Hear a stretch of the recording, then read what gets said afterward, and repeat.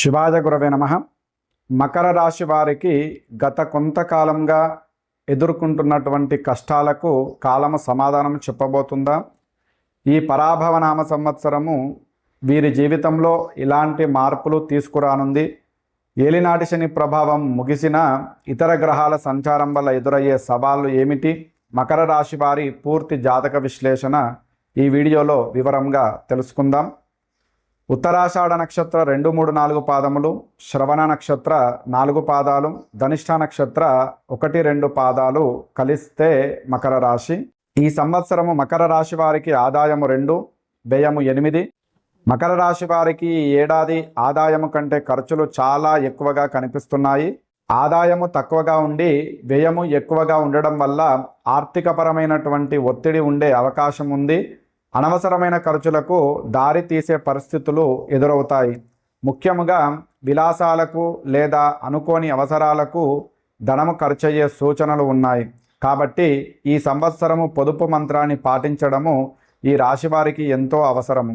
ప్రతి రూపాయి ఖర్చు చేసే ముందు 1కి 2 సార్లు ఆలోచించాలి. రాజపూజ్యము 1, అవమానము 2. రాజపూజ్యం 1గా ఉంటే అవమానము 2గా ఉంది అంటే మీరు చేసే పనులకు రావాల్సిన గుర్తింపు కంటే చిన్న చిన్న విమర్శలు లేదా మాట పడాల్సిన పరిస్థితులు ఎక్కువగా ఉండవచ్చు. సమాజంలో లేదా బంధుమిత్రుల మధ్య మీ మాట చెల్లుబాటు కాకపోవచ్చు. ఈ సంవత్సరము మీరు 10 మందిలో ఉన్నప్పుడు చాలా జాగ్రత్తగా వ్యవహరించాలి. ముఖ్యంగా వాదనలకు దిగడం వల్ల మీ గౌరవానికి భంగం కలిగే అవకాశం ఉంది. ఈ ఏడాది మౌనం, నిగ్రహం ఈ 2 మీ ఆయుధాలు కావాలి. మకర రాశి వారు ఈ పరాభవనామ సంవత్సరంలో ఆర్థికంగా మరియు సామాజికంగా కొంత గడ్డు పరిస్థితులను ఎదుర్కోవాల్సి రావచ్చును. అయితే గ్రహగతుల్లో గురువు అనుకూలత ఉంది కాబట్టి ఆవేశపడకుండా ప్రణాళికబద్ధంగా ముందుకు సాగితే ఈ ఇబ్బందుల నుండి గట్టెక్కవచ్చు. ఇక మకర రాశి వారు ఏ రంగాల్లో ఎలాంటి జాగ్రత్తలు తీసుకోవాలో ఇప్పుడు చూద్దాము. ఉద్యోగం కోసం చూస్తున్న వారికి ఈ సంవత్సరం ఒక మంచి అవకాశం రాబోతుంది. మీ ప్రయత్నాలు ఫలించి కొత్త ఉద్యోగంలో చేరే సూచనలు ఉన్నాయి. అయితే ఇప్పటికే జాబ్ చేస్తున్న వారు మాత్రము ఆఫీసులో కొంచెం ఓపికగా ఉండాలి. తోటి ఉద్యోగులతో కానీ పై అధికారులతో కానీ చిన్న చిన్న మనస్పర్ధలు రావచ్చు. ఎవరైనా మిమ్మల్ని కావాలని రెచ్చగొట్టినా ఆవేశపడి ఉద్యోగానికి రాజీనామా చేయడం వంటి తొందరపాటు నిర్ణయాలు అస్సలు తీసుకోవద్దు. కొంచెము తగ్గి నెగ్గి ఉండడము ఈ సంవత్సరము మీకు చాలా అవసరము. వ్యాపారం చేసేవారికి లాభాలు బాగానే ఉంటాయి, కానీ అవి చేతికి అందేసరికి కొంచెము ఆలస్యం అవ్వవచ్చు.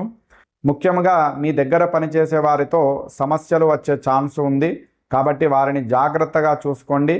ఈ సంవత్సరము మీకు ఒక మంచి ప్లస్ పాయింట్ ఏమిటి అంటే బంగారము లేదా వజ్రాల వంటి ఆభరణాల మీద పెట్టుబడి పెట్టడానికి ఇది చాలా మంచి సమయము.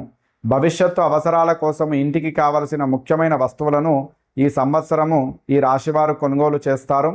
విద్యార్థులకు ఇది నిజంగా ఒక అద్భుతమైనటువంటి సమయముగా చెప్పుకోవచ్చు. చదువులో మంచి మార్కులు సాధిస్తారు.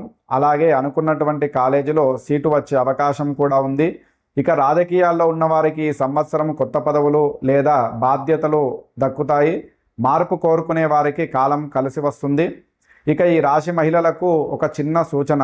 ఇంట్లో చిన్న చిన్న విషయాలకే కోపం రావచ్చు లేదా ఎదుటివారితో వాదనలు జరగవచ్చు. దానివల్ల మనశ్శాంతి తక్కువ అవుతుంది. కాబట్టి కోపాన్ని వీలైనంత వరకు అదుపులో పెట్టుకొని సర్దుకుపోయినట్లయితే కుటుంబం అంతా హ్యాపీగా ఉంటుంది. మకర రాశి రైతులకు ఈ ఏడాది మిశ్రమ ఫలితాలు గోచరిస్తున్నాయి. ఏలినాటి శని ప్రభావం ముగిసినప్పటికీ రాహుకేతువుల సంచారం వల్ల వ్యవసాయ పనుల్లో కొంత జాప్యము లేదా ఆటంకాలు ఎదురుకావచ్చు. పంటల సాగు విషయంలో అనుకోని ఖర్చులు పెరిగే అవకాశం ఉంది. అయితే గురుడి అనుకూల దృష్టి వల్ల కష్టానికి తగ్గ ప్రతిఫలము ఆలస్యంగానైనా అందుతుంది. మధ్యస్థము నుండి అనుకూల ఫలితాలు ఉండబోతున్నాయి. ఈ ఏడాది మకర రాశి వారు చేయాల్సినటువంటి పరిహారాలు: సుబ్రహ్మణ్య స్వామి పూజ. మీకు వీలైనప్పుడల్లా సుబ్రహ్మణ్య స్వామిని తలుచుకోండి. దగ్గరలో ఉన్న స్వామివారి గుడికి వెళ్ళి దర్శనం చేసుకోండి. దీనివల్ల మీకు జాతకంలో ఉన్న దోషాలు తగ్గి పనుల్లో ఉన్న ఆటంకాలు తొలగిపోతాయి. మానసిక ప్రశాంతత కోసము, ధైర్యం కోసము దుర్గాదేవిని పూజించండి.